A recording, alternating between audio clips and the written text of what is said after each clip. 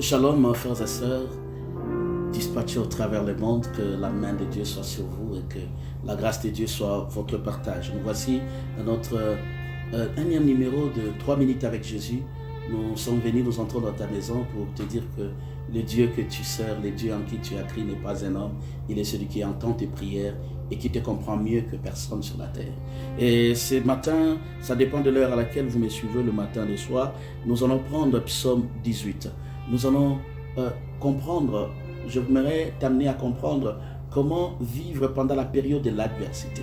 Lorsque l'adversité s'élève dans ta vie, comment tu vas vivre cette période et comment vas-tu te comporter.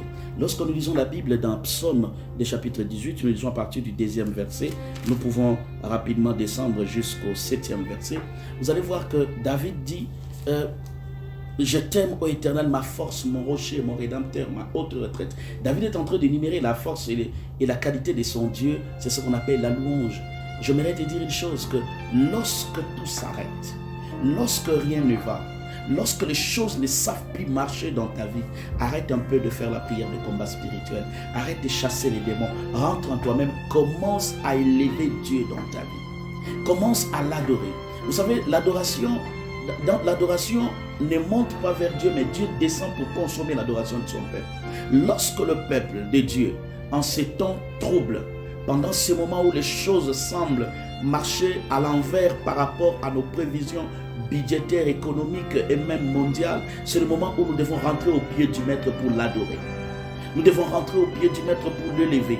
L'adoration crée une atmosphère de la présence de Dieu au milieu des hommes.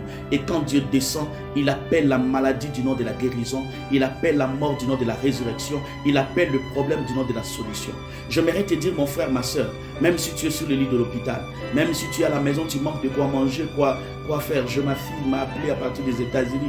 Elle m'a dit, Daddy, nous n'avons même pas d'eau ni à manger. Je lui ai dit, mets-toi à genoux, adore. Le fléau ira loin de toi et Dieu va ouvrir les écluses des cieux. Rien n'est impossible à Dieu. Le Dieu en qui nous avons crié n'est pas seulement le guérisseur de malades, ni le Dieu de la délivrance. Il est aussi le Dieu de miracles. Il est capable d'accomplir des choses inouïes et inimaginables dans ta vie maintenant.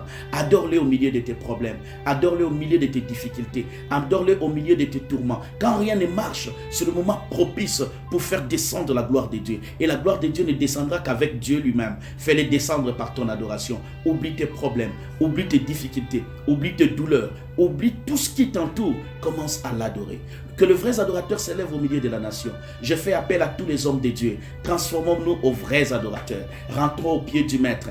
Adorons-le et vous allez voir la gloire de Dieu va descendre dans ces pays. Même pour notre nation, même pour la RDC, la gloire de Dieu ne descendra que lorsque nous allons lever pour l'adorer.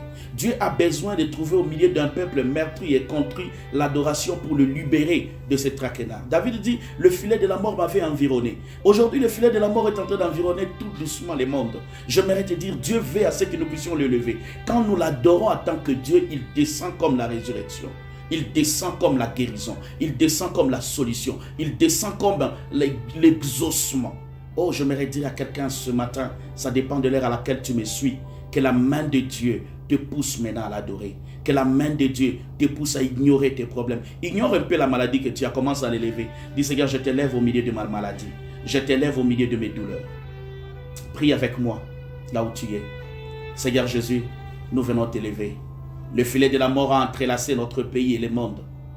Nous venons te crier vers toi pour t'élever, t'adorer, te dire que tu es le seul et l'unique qu'on appelle du nom de la résurrection, qu'on appelle du nom de la guérison, qu'on appelle du nom du changement, qu'on appelle du nom de la solution. Lorsqu'il n'y a pas de médicaments, toi tu es le remède. Lorsqu'il n'y a pas de solution, toi tu es la solution.